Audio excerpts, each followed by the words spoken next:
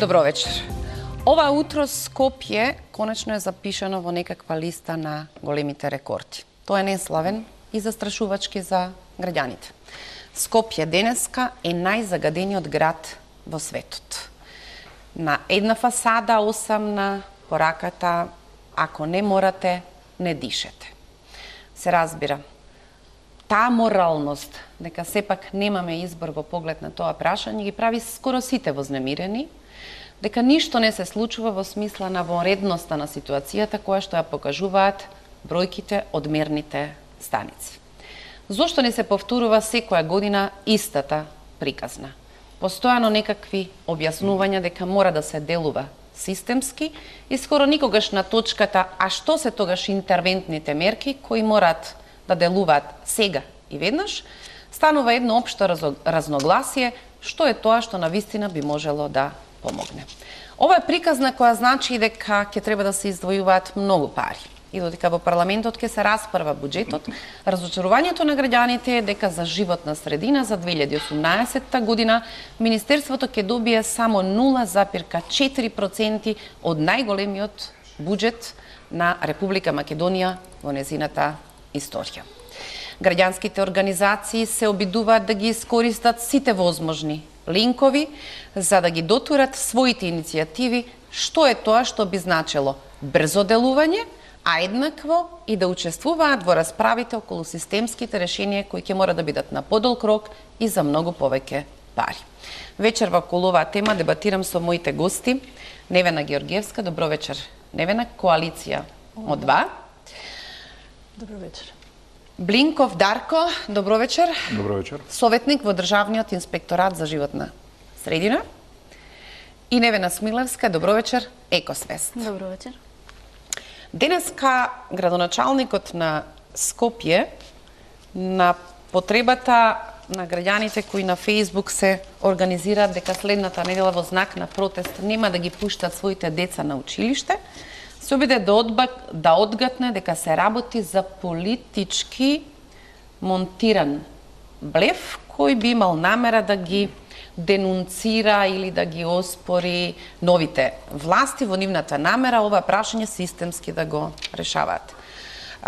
Невина, како ги чувствувате овие изјави, особено што на големиот марш кој што го направи коалицијата О2, одеднаш во првите редови, затоа што беше изборна кампања, се појавија кандидатите за градоначалници и Шилегов исто така, па денеска во нервоза многумина му возвраќаат, зарем не беше политичка злоупотреба да дојдете во првите граѓански редови со маски, за сега да имате време да ги демаскирате политичките мотиви, иако дури ни тоа не е нелегитимно.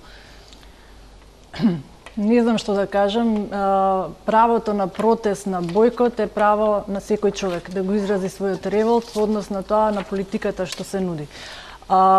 Знам како почна таа акција, значи ги следев социјалните мрежи, граѓаните беа револтирани, значи протестите се најавуваат малтене месец дена претходно. Кога ќе правиме протест, како ќе правиме, мора да излеземе, вака не се дише. Значи се објавуваат оние кругчиња, се гледа дека револтот е голем. И конкретно идејата потекна од Драги Змијанац, кој го објави тоа во една веб страна и тука веќе мајките почнаа да објавуваат слики со маски, така да не мислам дека е политички, почна како чисто граѓанска иницијатива во однос на тоа да си ги спасиме децата. Може би така некој ќе види дека треба да се преземе нешто конкретно, бидејќи децата се најизложени, ги гледаме тие извештаи, што значи загадениот воздух за детските гради, за детскиот мозок. Значи прави тотални штети. Ние во Скопје имаме деца кои се раѓаат со помал капацитет на плуќа. Имаме дете со проблеми, тоа им мотивира во целава работа. Коалицијата оваа недела пред да биде затворен буџетот на седница на влада, имаше неколку часовна средба со премиерот. Се разбира, треба да се поздрави отвореноста дека за некои работи малку повеќе ќе се разговара со овие слободни граѓански иницијативи кои може да бидат и ад хок, никој од вас не очекува дека тоа е организација која 24 часа ќе го посвети своето време, сите сте волонтери околу оваа приказна. Во буџетот стигнаа нови 10 милиони денари. но ако сумата е 0,4% за животна средина од целиот буџет, значи се на се околу 10 милиони, а во Министерството потпаѓаат различни ингеренции кои треба да ги покрие оваа сума, повеќе од јасно е дека тој важен аларм. Што можеме да направиме сега и веднаш, ќе биде антидатиран повторно и веројатно пак ќе се сретнеме следната зима за да видиме дали некаде можеме да се пронајдеме околу некои точки. Значи, целта наша беше, бидејќи ги знаевме што све е потребно да се направи и проблемот е таков што не може да се одлага веќе, мора системски да се почне, значи буквално ја викам од почеток. Значи да се не од почеток, меѓутоа да се опфатно да се опфатат сите работи. Не може да решаваме сега само еден проблем, другите да ги занемариме, да се фокусираме на една работа, паралелно мора да се почне. И сметавме дека тоа ако влезе веќе како програми во буџетот, ќе се обврзат самите дека мора да го работат тоа. Едноставно да се наметне сериозноста на ситуацијата во која се наоѓаме. Бидејќи некако работиве си се таложат и не само што не се решаваат, него ги зголемуваме. Значи имаме загадување ние последниве години од кога го мериме. И по се што е преземено, гледаме дека само се влошува ситуацијава. Во право се веројатно оние кои што велат дека сега знаеме за проблемите, кога не се мереше, предпоставувавме дека нешто не е во ред, но на крајот на краиштата ние сме заинтересирани да управуваме со информациите, да бараме одговорност откако веќе ги имаме на некој начин во раце. Невена долго се расправаше кој е клучниот проблем, особено на Скопје, и конечно со таа анализа која што направија Австриската агенција за животна средина и Финскиот институт за метрологија, заедно со град Скопје, имаме некакви поточни податоци, кои имам впечаток дека денеска се користат како безмалку клучно алиби, бидејќи тие по прв пат беа пресврт во некаквите бројки што е клучното загадување, а тоа е домашното грејење. И сега веројатно за тоа треба најмногу време за да стигнеме до таа адреса. Сметате ли дека во овој момент властите во менеџирањето на овие теми се во ситуација кога безмалку ја немаат легитимноста да бараат од сите нас, како што вели Шилегов, не ова реалити шоу, сите мораме да дадеме по нешто, и затоа сакам да отпочнам расправата. Во континуиран период, сега еве, оваа недела, дали е за вас несватливо дека нема ниту една интервентна мерка? Да, тоа проблематично е што интервентните мерки отсуствуваат. Од утре треба да стапи на сила новата уредба, со која што праговите за известување, односно алармирање се менуваат. 100 микрограми на метар кубен во тек на 2 дена ќе биде праг на алармирање, 200 микрограми на метар кубен во рок од 5 дена ќе биде праг на алармирање. Значи првото е информирање, второто е алармирање. Со мерките со алармирањето практично се спроведуваат и некои мерки. Кои мерки ќе се спроведат на терен, тоа допрва останува да видиме, нели, по активирањето на оваа уредба, бидејќи евидентно е дека несомнено ќе мора да се... Граѓанските организации има забелешки и околу оваа расправа, околу бројките, некој одлично запиша, кој е тој што се зема за право, дека ќе ги промени вредностите на нормалниот стандард, дали македонците можат да поднесат 4 пати повеќе од останатите праг за алармирање, ако тој е 50 микрограми PM10 честички, би требало да биде секаде 50 микрограми. Точно. Сега овој тип на меркантилност, добро еве за да почнеме од некаде, нашиот праг во кој можат да настапат воредните мерки е 200 микрограми. Така. Точно е дека праговите на Европската Унија се 50, меѓутоа во земјите од регионот се нешто повисоки, за жал. И од една страна и ние коментиравме дека веднаш ќе ви го извадат системот, еве погледнете во Босна. Да, добро, еве простете, не сакаме да гледаме во Босна. Зошто секогаш добро да се споредуваме со оние со кои што не би сакале да се споредуваме во однос на аерозагадување, се разбира. Имавме коментари и тогаш, и сега сме свесни дека тоа не е не е најдоброто решение, меѓутоа доколку тоа ни овозможи некако да ги поместиме работите од некоја мртва точка, ајде да видиме, пошто идејата беше тие прагови да се намалуваат прогресивно, колку што се сеќавам. До 2021 да стигнат до 150, нормалните прагови кои што би требало да бидат. Да се надеваме дека ќе имаме можност да го видиме тоа да се случи. Ваква уредба може би е подобра отколку да бидеме цело време во вонредни мерки. Значи тоа секако дека ќе направи извесен трошок кон економијата, ќе направи извесен трошок или дисторзија во другите сфери кои ќе мора да бидат заштитени од типот деца во училиште се останато. Но имаме сериозно историско наследство, ако така можам да го наречам, и во таа смисла можеби врзувањето за тој некаков европски праг би можело да заштити брзо да се делува од сите години наназад. Биле пред се децата можеби најранливата категорија изложени и на крајот секое пролонгирање тоа ќе го врати во некаква сметка на здравствениот фонд. Ние ќе ја платиме штетата од целиот овој процес. Дали за вас е важно дека некаква радикална мерка, некаква шок терапија е поважна за нашата свесност и одговорност дека сите мораме да направиме нешто, но затоа тој што е власт мора да ни покаже со алатките што ги има на располагање дека тргнува во таа офанзива да пробаме да го затвориме сообраќајот. Апсолутно. Да пробаме да ги оставиме децата дома, да, тоа е трошок, тоа ќе бара друга организација но тоа ќе подигне и свесноста и одговорноста веројатно во делот во кој што тој барем за сега велиме не чини толку многу пари. Така. Секако, значи сите мерки кои што можеме да ги преземеме ќе бидат добре дојдени. Секој граѓанин поволно е да не се движи со автомобил во овие услови. Ако имате можност да го промените вашиот начин на грејење, нели имате две варијанти, изберете ја почистата варијанта, нели секој од нас да направи она што може. Од друга страна, апсолутно се согласувам дека во ваква ситуација мора да се затвори сообраќајот. Во повеќето големи градови каде што имаше вакви проблеми во изминатиот период, изминативе неколку години, видовме дека се затвараше сообраќајот. И тоа ќе резултира со некаква мерка итно. Бидејќи, нели, знаеме дека не можеме да им кажеме на граѓаните немојте да се греете. Меѓутоа, на пример, на оние кои се греат на јаглен, можеме да им речеме немојте да се греете на јаглен, греете се на дрва. Па градот нека им даде, бидејќи станува збор за многу малку домаќинства, нека им даде некоја одредена субвенција за да ги поддржи во тоа. Затоа што јагленот значително повеќе загадува од дрвото и тој би требало да се забрани веднаш, нешто како вчера на пример, а не во 2021.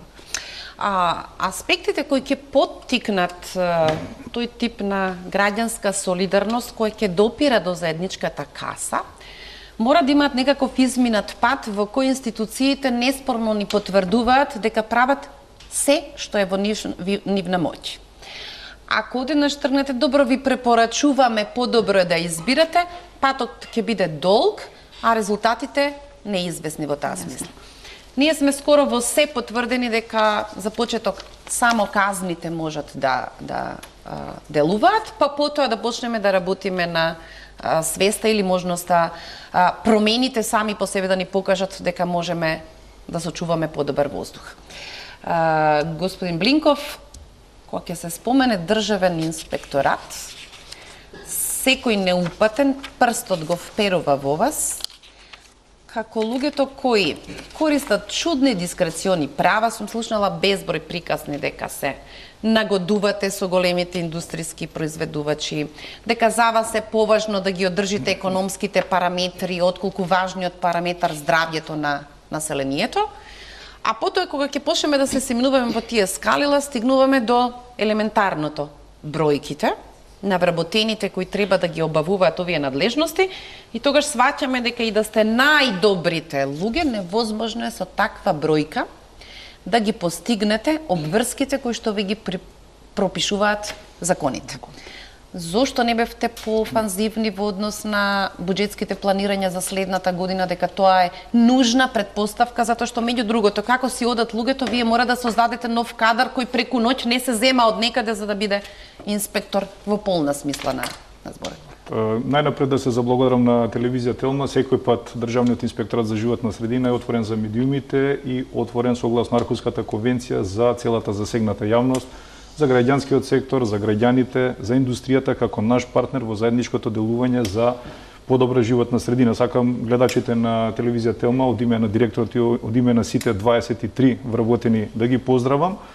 Да кажам дека согласно новата одлука на владата, работното време на Државниот инспекторат, значи не е она флексибилно работно време, туку е од понеделник до сабота. Значи ние веќе 2 месеца работиме од понеделник до сабота, од 8:30 до 16:30 и секој пат имаме во регионите Скопје, Исток и Запад по едно лице согласно техничките можности. Исто така да кажам кратко дека инспекторатот постои од 96-та година. Оставете историјата. Ние сме орган во состав на Министерството, тоа е битно да знаат гледачите, од 2014 година, значи сме посебни два правни субјекта, не само ние, него сите инспектори. Простете, ама навистина не ме интересираат овие детали. Да, со тоа што имаме и два различни буџета. Тоа е многу важно за гледачите да се каже. Министерството ги води стратегиите, политиките и законодавството, додека инспекторатот водат инспекцијски надзор. Во рамки на планирање на буџетите од 2014 година ние имавме значи посебна буџетска линија за 2017 година 15,4 милиони денари е буџетот, од кои 12,5 се за не знам, за малку почит кон публиката да имаме. Значи, ова се детали кои не. Така, и да кажеме дека 40.000 евра во македонска противвредност се за реализација на сите активности на инспекторатот.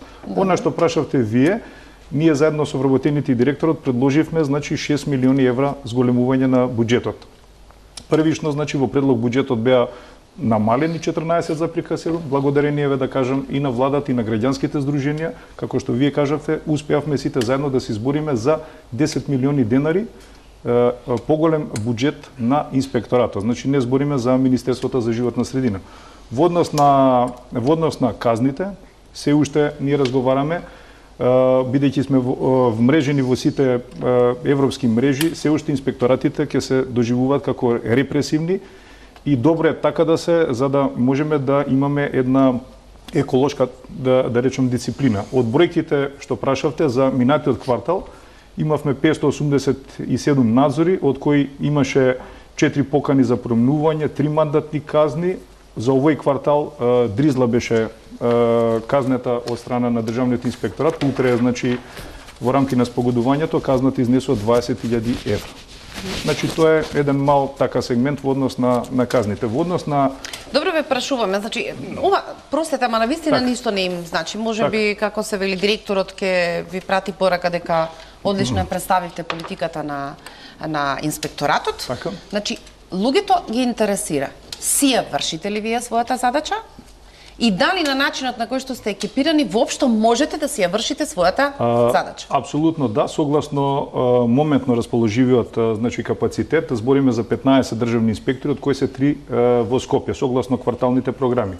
Можам да кажам, согласно сите параметри, согласно сите анализи што беа неодамно твининг проектот, ни се потребни уште минимум 15 државни инспектори. Ние имаме 3 типа на инспектори за животна средина, за води и за природа. Во моментов ни се потребни 15, меѓутоа, како што кажавте, точна е констатацијата, за жал не е инвестирано во инспекцијскиот надзор, во човечки ресурси. Дури сега да примиме 10 нови инспектори, практично они сигурно треба 3 години минимум да го испечат инспекцијскиот занет, за да можат тет-а-тет со сениор инспекторите да ги водат независно инспекцијските постапки.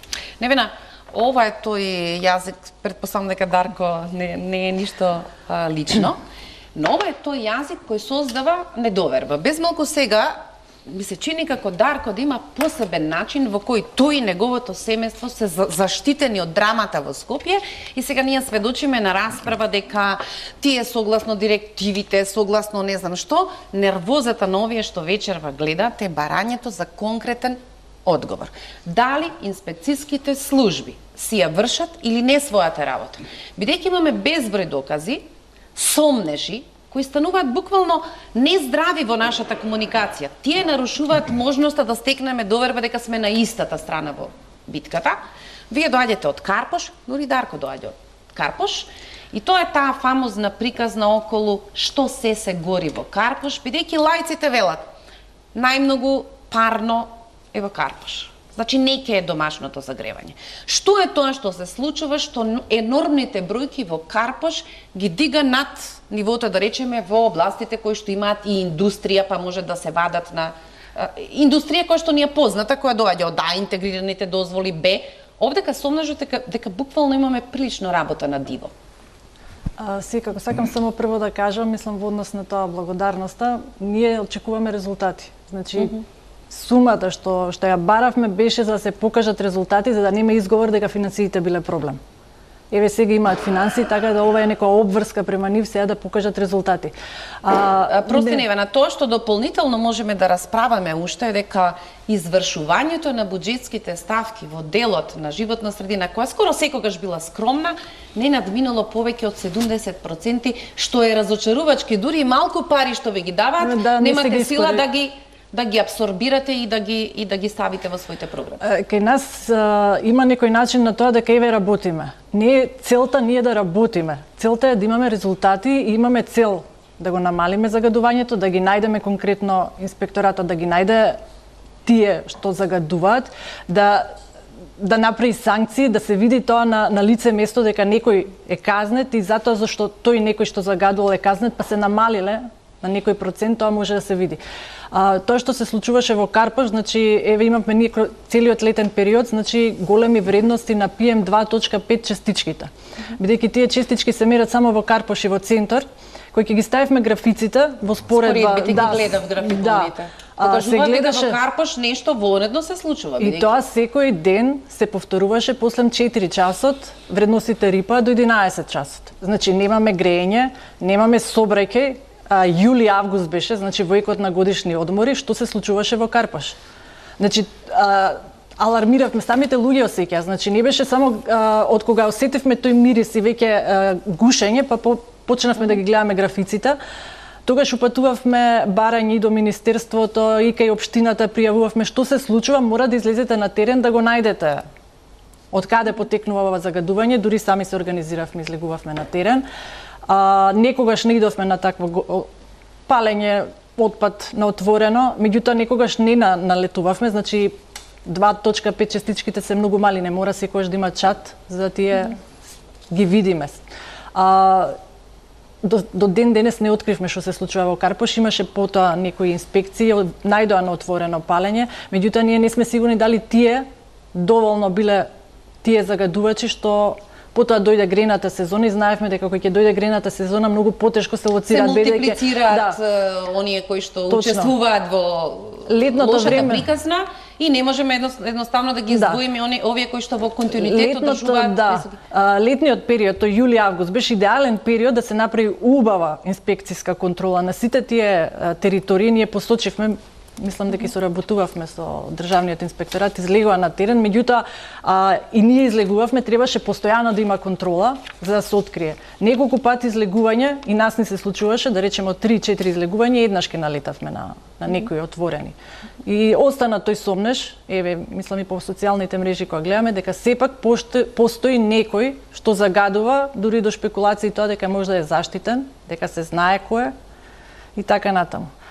Значи, добро беше да, например, се направеше поголема контрола, да се отстранеа сите дивите пони или тие што се горе, пошто ние пријавувавме, повторно се појавува. Значи, излегуваше како да не се... Ја прочитала таа приказна, меѓу другото, дека Општина Карпош одбра да штити политички коалиционен брак, со тоа недвојбено кажувам за кого се работи, наместо да го штити здравјето на сопствените граѓани.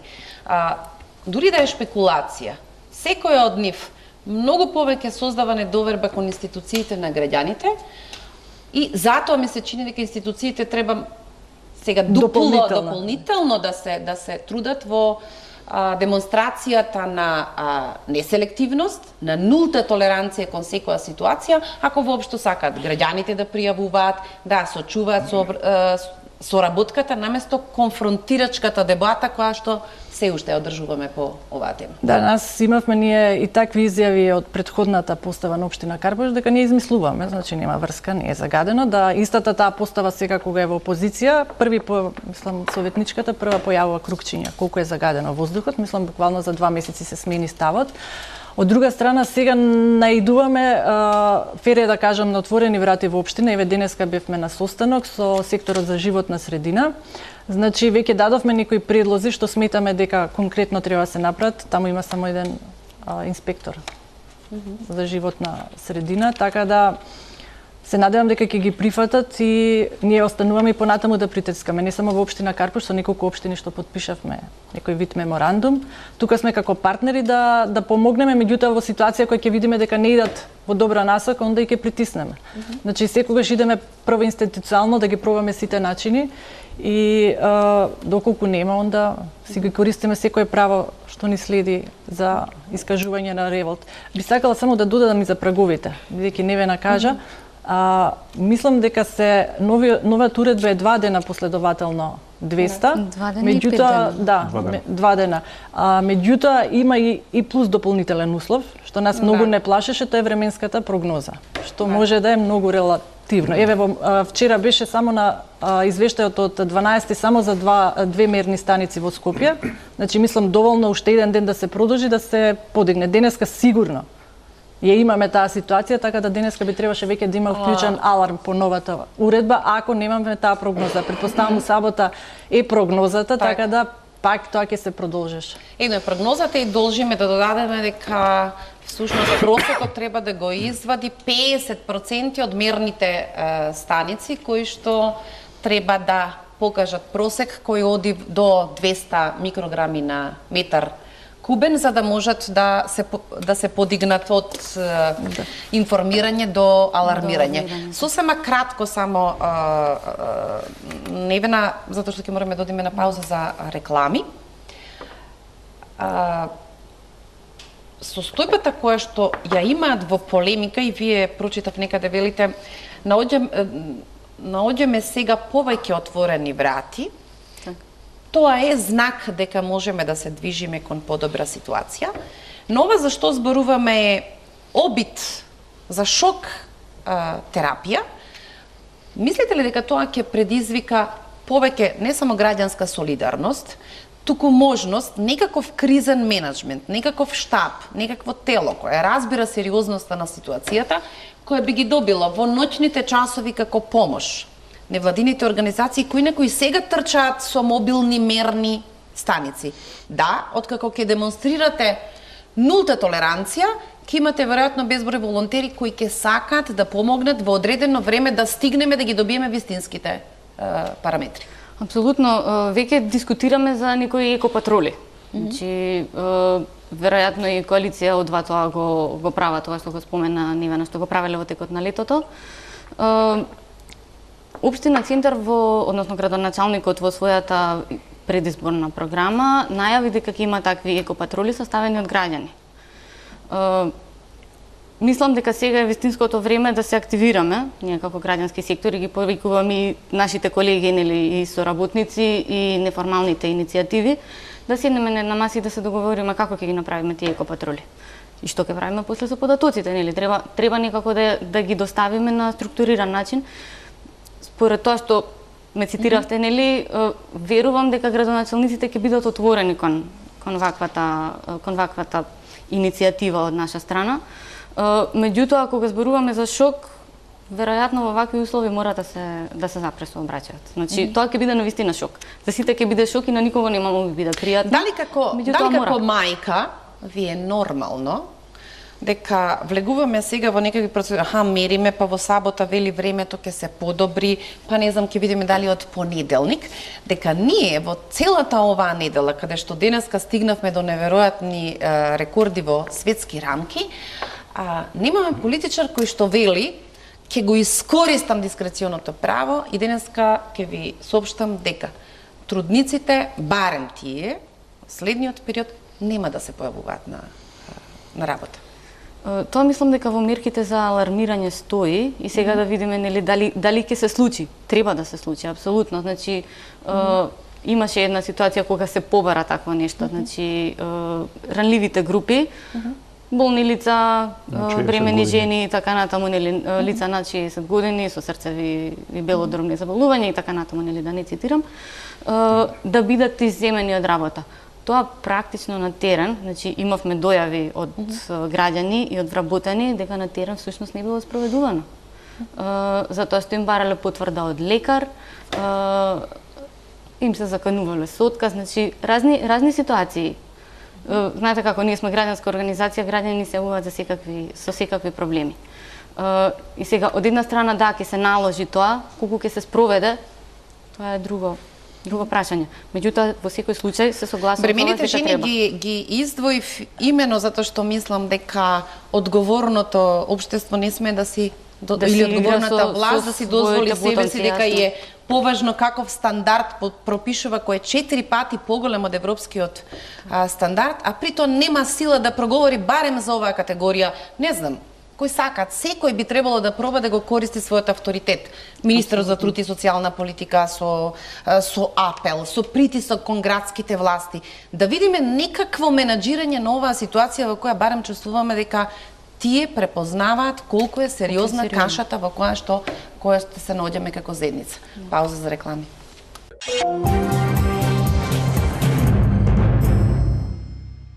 Господин Блинков, кога сме тргнувале да видиме каде всушност е вистинската врата каде што треба да притискаме по име на јавноста, тогаш доаѓаме до една тотална збрка каде што вели добра идејата, меѓутоа не сме ние надлежни за тоа. Па тргнувате до другата адреса.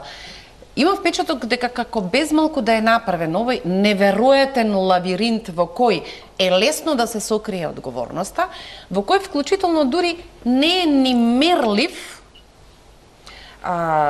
сработениот труд и на она малку луѓе кои што ги има во институциите. Сум слушнала неверојатни приказни од тоа за колку всушност посети се работи. Какви се притисоци има тие на крајот да не завршат со казни. Што се случува откако инспекторатот ќе биде упорен да заврши својата приказна, па потоа евентуално одите на суд. Па во ситуација каква што имавме со македонските судови или со можноста како да се читат чудни членови во законот, на крајот стигнувате до фазата во која станува невозможно да се изврши елементарната задача. А вашите институции, сега зборувам ова државната, но и оние кои што се на општините и на градот, би требале да бидат првите промотори на таа култура на казнивост, која ќе донесе резултат дека сите помалку треба да се прибираме. Така, токму во право сте, треба да се врати довербата на граѓаните, значи со видливи резултати, не е битно бројот на инспекции, односно битно е, значи граѓаните видливо да го видат менаџирањето со отпадот, чист воздух, водата, значи она што е визибилно. Ние од нашиот твининг проект изработивме комплетна анализа, дадовме 3 предлози модули како во блиска иднина, значи за 3 месеци доколку ни се даде, ајде да кажам, пас, значи можеме да се репрограмираме во делот за инспекцијски надзор, бидејќи правевме анализи, воопшто не сме задоволни и од нашето постапување на државниот инспекторат, затоа бевме грантирани со проектот и воопшто од локалната самоуправа. Пред 10 години, 2005-та, значи повеќе, беше дадена децентрализација на општинските, на локалната самоуправа, меѓутоа за жал локалните инспектори покрај тоа што се за животна, се за комунални работи, често пати во управна постапка ги одобруваат елаборатите што практично треба да ги инспектираат и се надевам дека со новиот предлог закон за инспекција во животна средина, кај што ќе имаме поголемо мониторирање на централно и на локално ниво и визибилност на резултатите, веќе влезе новиот предлог закон во процедура, очекуваме февруари или март, и се надевам дека ќе имаме еден координативен систем по регионален принцип, значи државните инспектори локалните во плански регион да работат заеднички со една унифицирана база на податоци и да речеме за град Скопје, општина Киселавода, Газибаби и Карпош во редовните надзори, значи за сите 10 скопски општини да постапуваат да речеме по 2 закона, за да можеме да имаме мобилност да имаме во значи постапувањето И да имаме практично граѓаните кога ќе се обратат на едно место да го добијат сервисот без оглед на ова, како што рековте, Оливера, мрежа на надлежности, на вистина. Мислам дека на начинот на кој што го градите впечатокот за себе, нема граѓанин што би ви се обратил. Тоа е таа криза на довербата. И сега многу едноставно, како човек, еве не сте советник во Државниот инспекторат, сте биле инспектор, сте поминале време од прилика, знаете многу повеќе од тоа што дури луѓето во невладините организации знаат за оваа проблематика.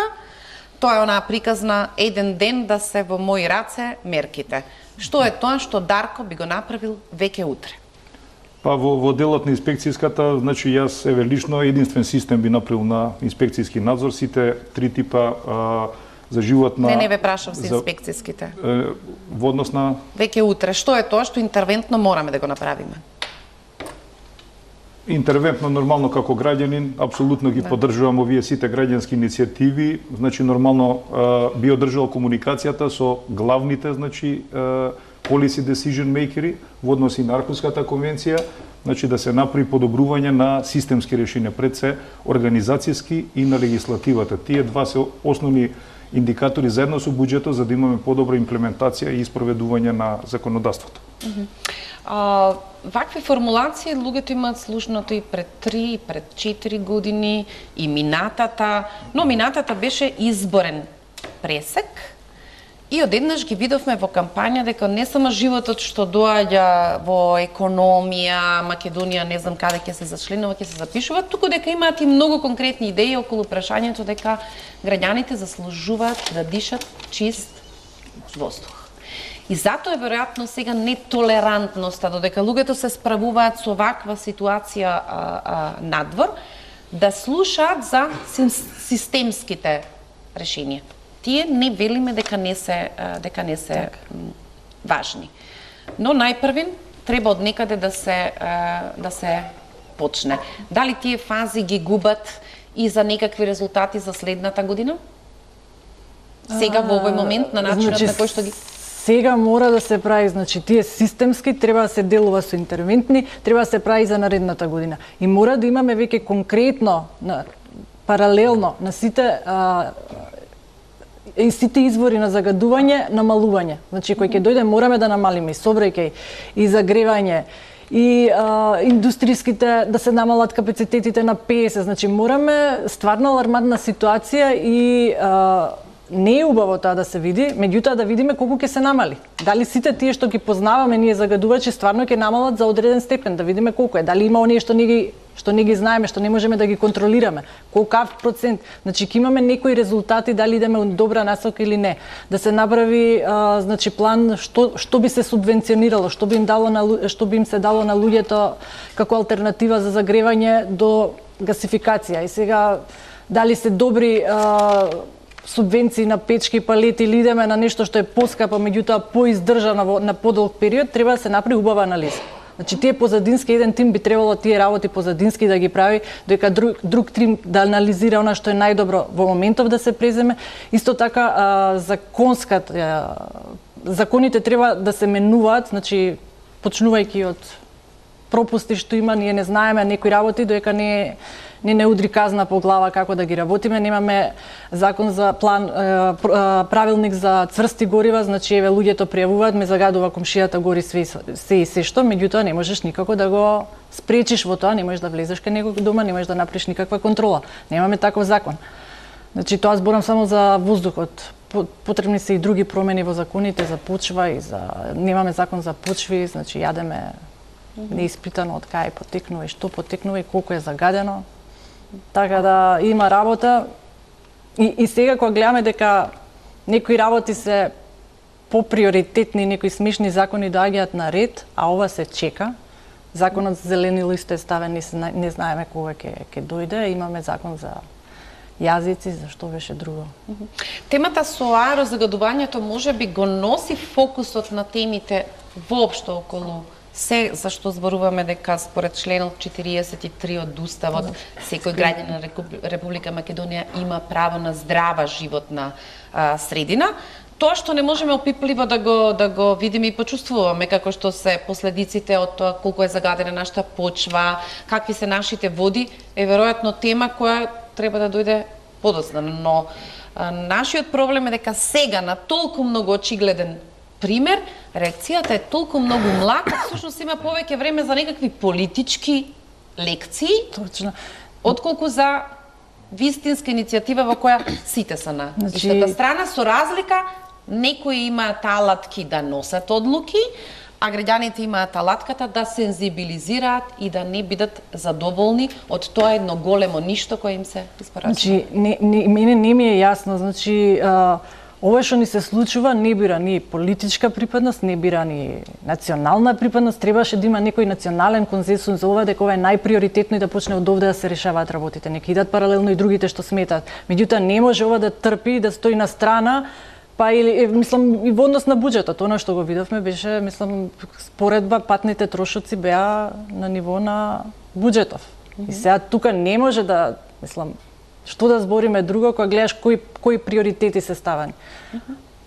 Не видно кога лаиците, плашени за своето семејство, здравјето на своите деца и себе си, била дека каков е тој проблем со грејењето, и тоа баш најмногу изразен во Скопје, кога да речеме македонската провинција има и послаба дури финансиска кондиција, таму повеќе се греат исто така на лоши енергенси, па немаме вакви пикови и бројки. Последното прашање е зошто толку многу различно мириса од лисиче до карпош? Веројатно причинителите се различни на таа неподнослива смрдеа што луѓето ја чувствуваат во ноќните часови. И на крајот, зошто тоа ни се случува додека мислиме дека спиеме? Главните пикови се ноќ. Дали сите овие лаички прашања се всушност најлогичните кои не упатуваат на заклучок дека нешто сериозно смрди со одговорноста и инертноста на институциите да се фатат во косте со овие проблеми?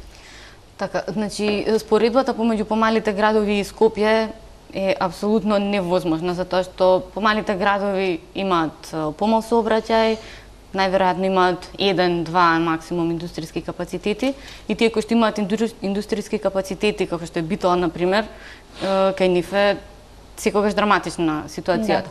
Во Скопје, од друга страна, имаме околу 1 милион жители, имаме околу 70.000 домаќинства кои што се греат на дрво, околу 700 домаќинства кои што се греат на јаглен. Имаме, не се сеќам колку беше бројката, меѓутоа мислам дека беше околу 130.000 возила во Скопје. И кога ќе ги земете вие предвид сите овие работи, тука се уште не сме ја споменала градежната индустрија. Значи, кога ќе ги земете сите овие работи предвид и кога ќе ги ставите во едно канче, кое што е нели Скопската котлина, и одозгора ќе додадете температурна инверзија, јасно е дека нема да можеме да дишеме. Дали вие како човека што е познавач и на факторите, ве интересира, работите на оваа проблематика, партиципирате во таа интерресорска група која треба да донесе до некакви синхронизирани политики да се справуваме со ова, би биле всушност човек, даночен обврзник, кој што кога на масата имаме да видиме што е тоа интервентно што го правиме, имаме 700 семејства во Скопје кои се греат на јаглен. Него го оценуваме како еден од сериозните индикатори за проблемот. Дали како даночен обврзник би биле согласни веднаш за солидарност 700 семејства во Скопје да го променат веднаш на сметка на државата грењето со јаглен за било кое друго, само за да заштедиме во ставката која сега изгледа не е скапа, но здравјето е едно од најскапите работи. Значи, апсолутно, тоа веќе го предложивме, да им се даде субвенција на домаќинствата кои што се греат на јаглен, затоа што јагленот значително повеќе загадува во однос на дрвото. Сега, нели, тоа се сепак 700 домаќинства во споредба со 70.000 кои што се греат на дрво. Тоа е релативно мала бројка, меѓутоа придонесот нивни е значителен. Од друга страна, кога зборуваме за итни мерки, значи, точно, законските решенија треба да се тераат и тие се навистина итни веднаш да се направат. И интерсекторската работна група работи на таа проблематика. Меѓутоа, од друга страна, оние донесувачи на одлуки кои што имаат можност тоа да го направат, треба веднаш да интервенираат, значи во сообраќајот, одредени ограничувања, значи кој тип на ограничување ќе се примени и веќе прашање на дискусија, меѓутоа некој ограничување треба да се примени. Мора да има некаде зони на ниски емисии да се направат, барем во викендите. Значи, барем да тестираме нешто. Ние во моментов не ни тестираме ни една мерка. Бесплатен јавен превоз веќе еднаш се случи, да видиме, значи мора да се направат овие мерки. Чистење на улиците. Тоа изгледа како сме дале поволности и многу ни е тешко ако ни треба сега јавниот превоз за друг масовен проект во кој колите треба да бидат оставени дома, да го користиме јавниот превоз, тој простете во 2 дена во Скопје е зафатен со пензионерски тури, кои понекогаш изгледаат крајно бесмислено. Тоа се кругови во најдолгата скопска рута. Кризниот менеджмент значи дека ќе го одземеме правото во распон на 2 дена, ќе ги дефинираме во некаков пократок рок во кој што можат да го користат времето, но мора да го ослободат јавниот превоз за шпицовите во кои луѓето ќе може да се вратат дома од работа.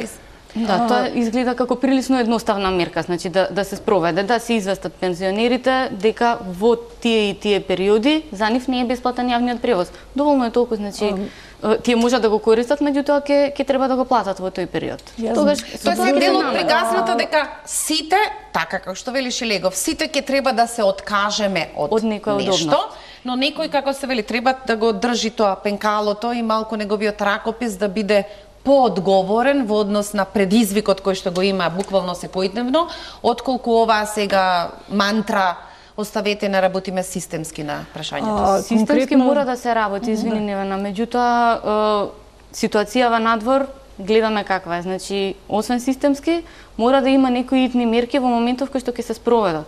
Тие не мора да влезат во закон. Значи, станува збор за, практично речено, одлука на градоначалникот или на градоначалниците на општините. Секој во рамки на своите надлежности. Значи, има неколку такви итни мерки кои што може да се спроведат во вакви услови. Конкретно за пример да земеме јавниот превоз. Дали ќе биде бесплатен или не, тоа треба, мислам дека траеше ова може да направат анкета. Ние имавме дури понуда од студентите волонтерски да го направат анкета. Значи, зашто некој не би се возел со автобус? Не е проблем цената. Еве, јас користам ЈСП, имам кола, меѓутоа идам со ЈСП затоа зашто ми е поскапно. Мислам дека тука и дали имаме редовни линии, дали ќе бидат празни автобусите, ако сите почнат да се возат, а немаме доволно линии, мислам ќе биде дури контрапродуктивно. Дури тие што иделе со ЈСП, сега ќе треба да си ги запалат колите или Добро, затоа велиме дека некои требаше паралелно да се направи до сега. Привилегии треба да бидат подготвени да ги повлечат назад, за да можат да ги дадат некако привилегија туку како шанса да луѓето да ги остават автомобилите дома. Значи, ние имаме градежна механизација што ни шета низ градов. Значи, ако почнеме да негде на оној период од 10 сат до 3 сат, мене ми се чини дека секоја 8 кола беше некоја мешалица, значи градежна експанзија си работи, ние имаме загаден воздух, градилиштава не се заштитени доволно, а самите градежна механизација бај ги загадува.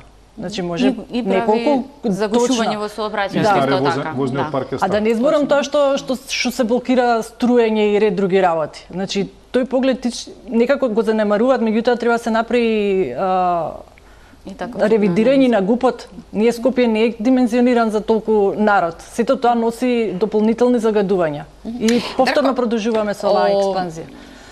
Имаат намера очигледно да интервенираат во законите и тоа е баш за ова за што зборува Невена околу законот за градба во кој би биле обврзани да почитуваат одредени нови правила во однос на постапките за градење. Ние сме се уште сведоци дека имаат ископано буквално јами кои се во Скопје, мали езерца преполни со жаби. Тоа останува, стои, чека, во еден дел останува сепарација во сред центар на градот и сега секој од нас и треба да се прашува, добро, кој е надлежен за ова? Кој ја добил дозволата? И тоа се безброј тие такви прашања. До тој степен е толерантна законската регулатива или некој не сака да си ги користи своите изворни ингеренции за да постапува и да ги затвора тие ситуации?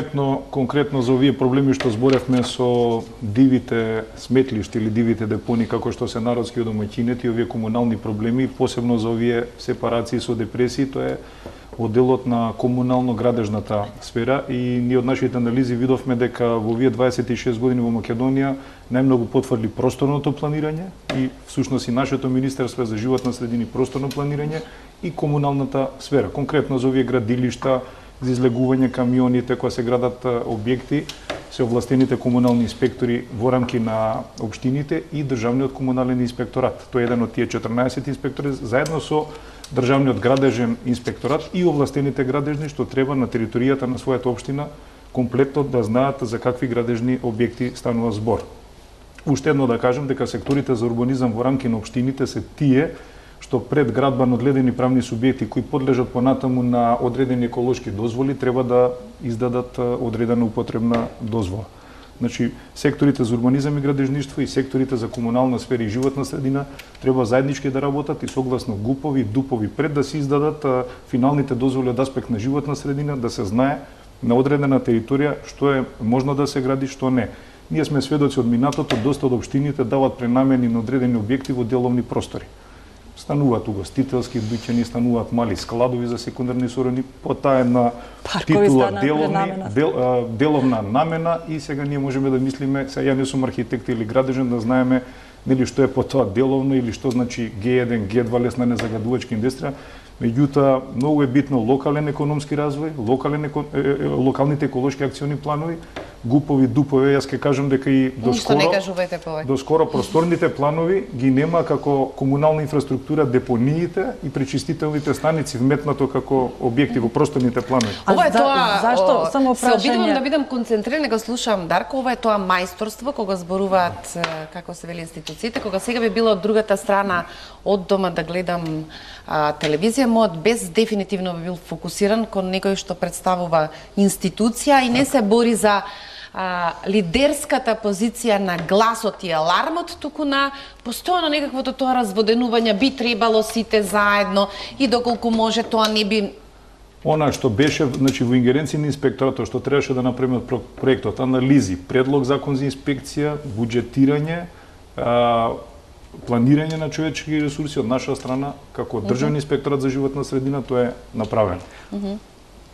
Добре. Невена, предлагате дека тоа што би требало да значи системско делување и да не биде кампања part-time, е една важна ставка, а тоа е фондот за енергетска ефикасност. Предпоставам дека припаѓате меѓу оние кои што се сомневаат дека со добри совети работите ќе се менуваат, туку да се понудат добри можности за работите да се Апсолутно, значи не може да очекувате дека граѓаните доброволно ќе изберат поскап уред за дома или дека ќе стават најскапата можна фасада или ќе стават најдобро изолиран кров, доколку тоа не може да си го дозволат. Единствено тоа може да го направат ако им овозможите средства. Како ќе ги овозможите е нели прашање на одлука. Меѓутоа има искуство од повеќе земји кои што досега за жал ниедно не го гледаме ние спроведено. Значи, ниту сме виделе општински фонд за енергетска ефикасност, ниту сме виделе национален фонд за енергетска ефикасност. Сега има една мантра. Ајде сега да видиме што можеме да направиме додека да дојде гасификацијата. И тоа е веројатно една од големите заблуди за која сега ниеден што представува државна институција не сака да зборува. Всушност не постои таков чист рецепт кој ги решава сите проблеми, тој исто така ќе бара своја цена, а меѓу другото, предпоставам дека ќе биде тешко изводлив ако си останеме на ставот дека главниот проблем на загадувањето, барем во Скопје, е домашното грејење. Така. Значи, гасификацијата вака изгледа многу симпатично како еден многу голем проект кој што доаѓа нешто ефтино и ете не само да сочекаме да побрзаат да го донесат. Да, меѓутоа тоа може да трае дури 10 години, значи тоа е огромен систем кој што треба да се имплементира. Дополнително тоа ќе значи дека вие во вашето домаќинство ќе треба да имате нов шпоред, нов бойлер, и така натаму разноразни уреди кои што ќе работат на газ наместо на електрична енергија. Дополнително станува збор за фосилно гориво. Идејата е да се декарбонизираме, доколку сакаме да се движиме кон ЕУ, ние мораме да се декарбонизираме некаде 2050 барем. Ако направиме гасификација, немаме ни теоретска можност да се декарбонизираме. Многу подобро би било, значи не велам дека гасификацијата не е опција за некои општини, меѓутоа многу подобро би било да се инсистира на инсталирање на фотоволтаични панели, на зголемување на енергетската ефикасност и со тоа прескокнување на целото тоа инвестирање во... Ви велите наместо инвестиција во меѓурешение, дајте да направиме технически скок. Конечното решение. Субвенциите значат поскапо во почеток, но обврзани во некакви европски директиви, два пати ќе ги трошиме парите. Точно, да. Ќе биде значително поголема заштита долгорочно. Значи, да земеме еден прост пример на ниво на домаќинство. Ако имате 10 волфрамови сијалици, тоа вечини годишно околу 7000 денари, ако имате 10 лед сијалици со истата моќност, тоа вечини 1500 денари годишно. Тоа можете да го мултиплицирате на било што кое што е со енергетски интензивна технологија и енергетски помалку интензивна технологија. Додека ја слушам, Невена, ќе треба да одиме на уште една пауза за реклами.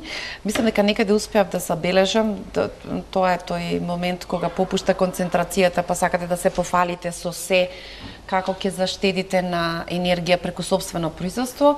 Мислам дека успеав да видам некаков владин службеник кој што вели дека е недозволиво Тецо Усломе и да седи мртва веќе 3 години. Тоа е апропо приказната дали ние се движиме дури и во идејата кон овој концепт за декарбонизација или се уште сме подготвени тоа што го имаме тука максимум да го искористуваме без оглед колку последици дава за животната средина. Така, значи за Тецо Усломе најдобрата алтернатива од аспект на животна средина, како некое природно решение е газ.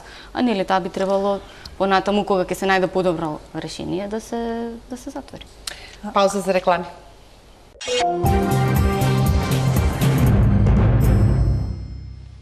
Вечерва во фокусот на нашето интересирање е интензитетот на аерозагадувањето како потреба од итна и неодложна реакција. Се разбира дека нема дилеми за диагнозата и за симптомите, но има некои одговори кои ќе мора да бидат ставени во групата одговори важни за нашите европски перспективи кои ќе чинат ужасно многу пари. Ние не сме ниту на почетокот на менувањето на нашата култура на институциите, ниту пак свеста на граѓаните. Што повеќе одлагаме, ќе биде многу поскапо. Сметката ќе се рефлектира и кон другите системи, пред се кон здравствениот. Невена, одгледавме толку ситуации во кои, барем она што беше во надлежност на државните инспекторати, а тоа се интегрираните дозволи, да речеме, не знам, 3 пати мислам дека доби Југохром продолжување. Тоа е тој впечаток дека се уште математиките за економијата ќе одат пред или на сметка на математиките за екологијата и здравјето на граѓаните. Иста ситуацијата и со РИК Битола и на крајот ни велима колку ќе потрошиме за струја доколку тоа чудовиште не работи и секогаш таа сметка станува поважна од ова другата која во прв момент изгледа како да е невидлива. Дали сте оптимист дека следната година на вистина ќе можете да седнете во некаква заедничка формација околу овие работи сериозно и без никаква толеранција, без исклучително низок долен праг, да се завршат некакви обврски кои треба да бидат запишани во закони да бидат, а кои да станат дел од дневното поведение на тој што во институциите носи одговорност?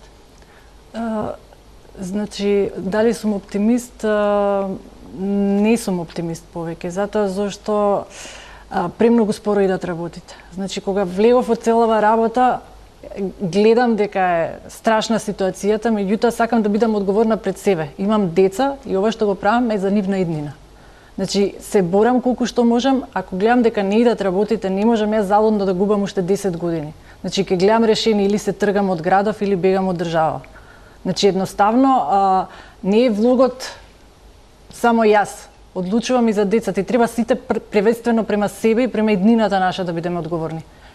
Значи една моја коактивистка кажа, ние веќе не збориме дали на иднината дали на нашите деца ќе му ставиме здрава животна средина. Значи немаат право на живот ова што го правиме. И мора да сватиме колку е сериозна ситуацијава и сите да делуваме. Значи јас како граѓанин, меѓутоа и тие што се во институциите прем нека тргнат како родители, пред се како граѓани, како родители.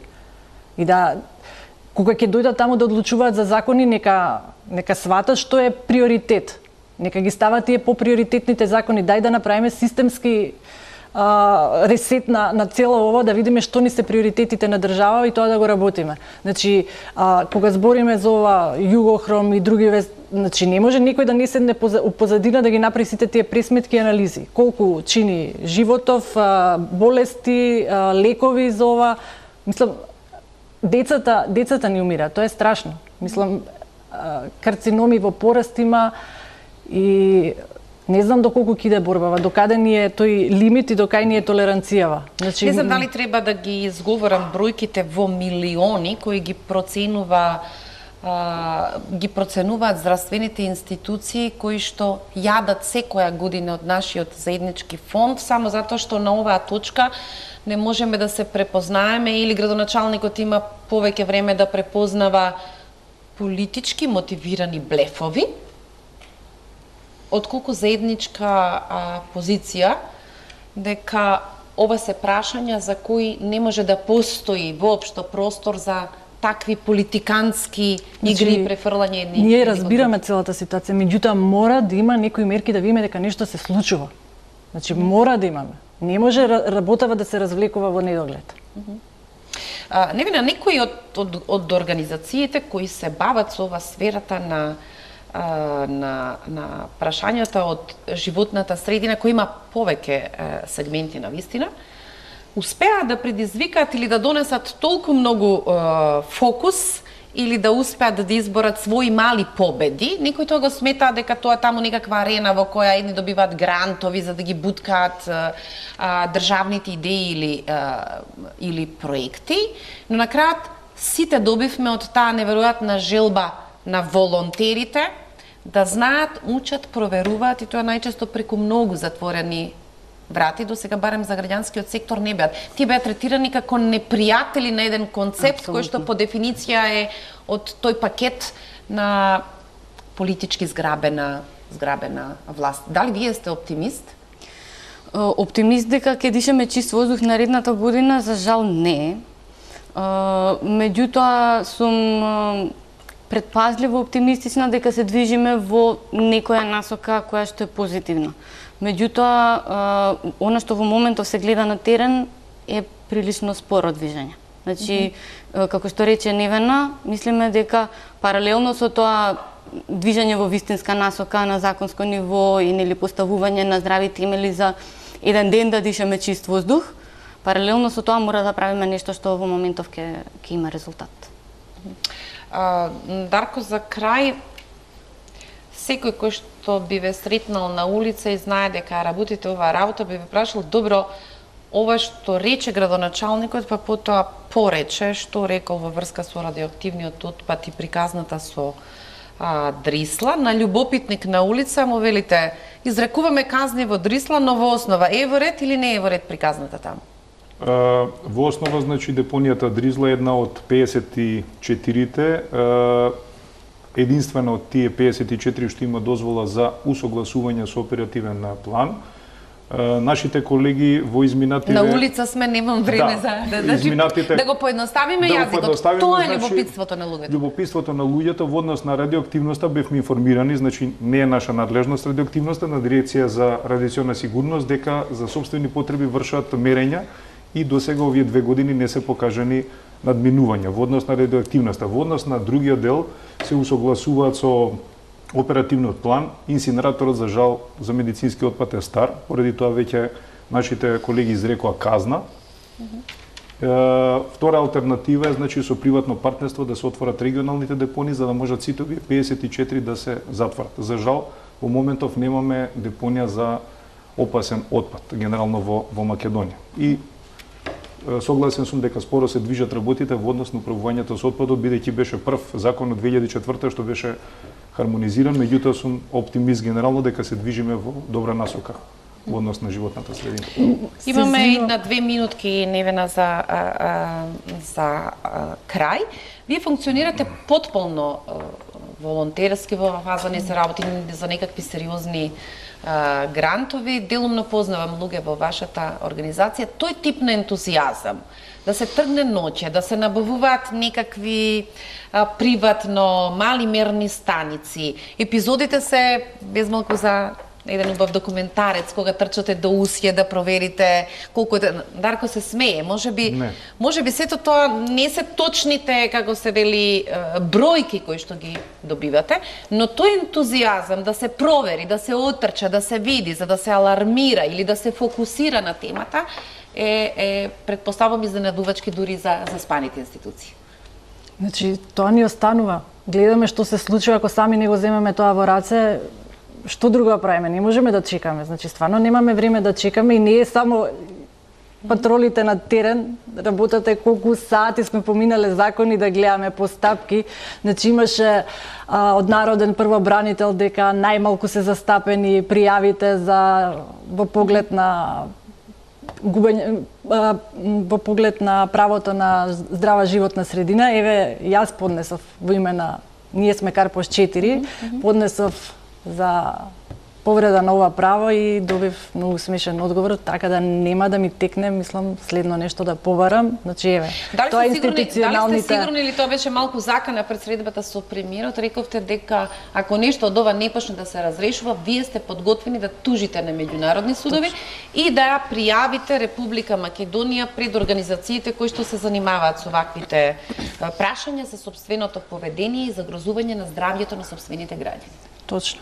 Нема да отстапиме сега, почнуваат процесите, меѓутоа, ако се види дека пробуваат да идат во друга насока и дека не иде во право како што било договорено, таа опција останува. Значи не е само тужби, него да се повикаат и специјални известувачи кои самите ќе направат тука согледување на она што се случува и ќе дадат своји известувања. Така да тие опции остануваат секогаш. Премногу конвенции се напишани, све тоа останува на хартија. Меѓутоа веќе толку години има луѓе што стварно се навлезени во тие работи и сето тоа е ентузијастички, значи волонтерски, што веќе не може да бидеме онака изиграни или да поминат работиве све на... Значи, и покрај тоа што ветуваат, ние паралелно следиме што се случува.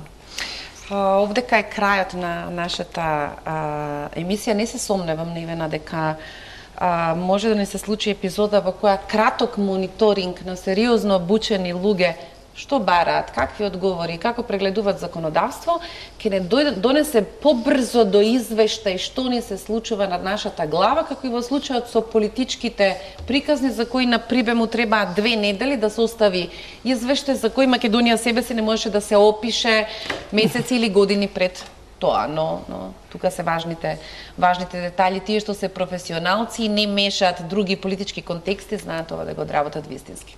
Ви благодарам многу што вечерва бевте гости на Топ Тема. Благодарим. Почитувани, ви благодарам и вас. Останете на ноќно студио со колегата Борјан Јовановски.